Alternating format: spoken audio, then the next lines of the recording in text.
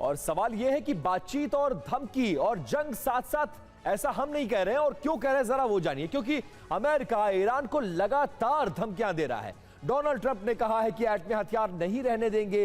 पीट हेग्सेथ ने कहा है कि यूएस आर्मी किसी भी कार्रवाई के लिए तैयार रहे, जबकि ब्रैड कूपर ने कहा है कि हमारी सेनाएं फिर से तैयारी कर रही हैं। दूसरी तरफ वार्ता की तैयारी की जा रही है। पाकिस्तान के फील्ड मार्शल ने तेहरान का दौरा किया। अमेरिका के साथ समझौते को लेकर बातचीत जारी है। दूसरे दौर की वार्ता पर मंथन भी चल रहा है। और देखिए, UEM जयपुर एक आदर्श लक्ष्य है। भावी छात्रों के लिए अच्छी नौकरी, भविष्य के लिए तैयार कौशल के साथ अच्छी शिक्षा। यूएस की जंगी तैयारी भी अब समझ लेते हैं। मिडिल ईस्ट में तैनाती बढ़ा रहा है अमेरिका और 10,000 से ज्यादा अतिरिक्त सेनाओं की तैनाती कर रहा है।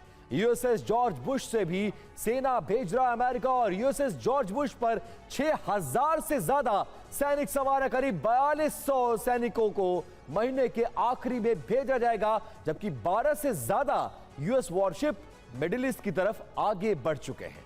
और 100 फाइटर जेट्स अरब सागर से उड़ान भर रहे हैं। गाइडेड मिसाइल डिस्ट्रॉयर की भी तैनाती है।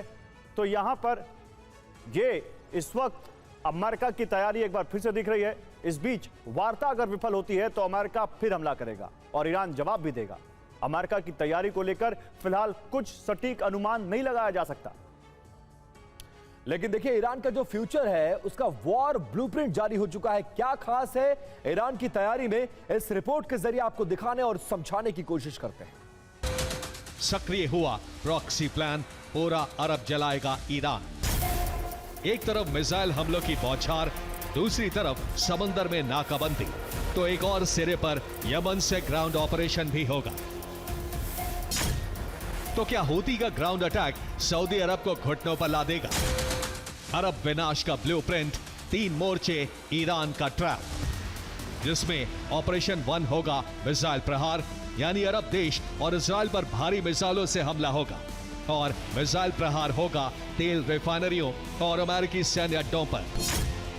दूसरा ऑपरेशन होगा समंदर में नाकाबंदी, यानी हॉर्मुज स्ट्रेट ईरान ने बंद कर दिया है और अब लाल सागर में हूती बाब-अल मंदेब स्ट्रेट बंद करेगा, जिससे अरब देशों से तेल की सप्लाई पूरी तरह ठप हो जाएगी।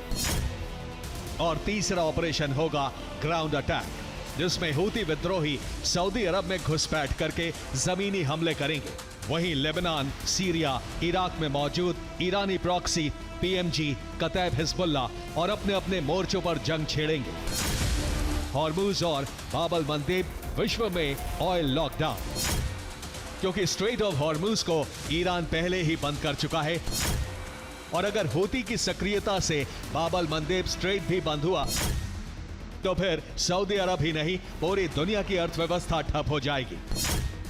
यानी ईरान के हाथ में जो डबल चोक पॉइंट का रिमोट है उसका इस्तेमाल होने वाला है।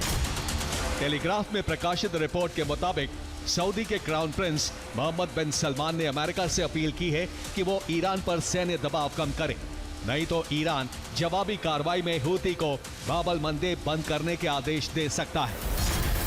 ये तैनाती यमन सीमा पर पाकिस्तान की 25वीं मैकेनाइज्ड डिवीजन की है, यानी उसी चार्जिंग बुल यूनिट को यमन के मोर्चे पर तैनात किया गया है, जो रेगिस्तानी युद्ध के लिए कराची में तैनात रहती है।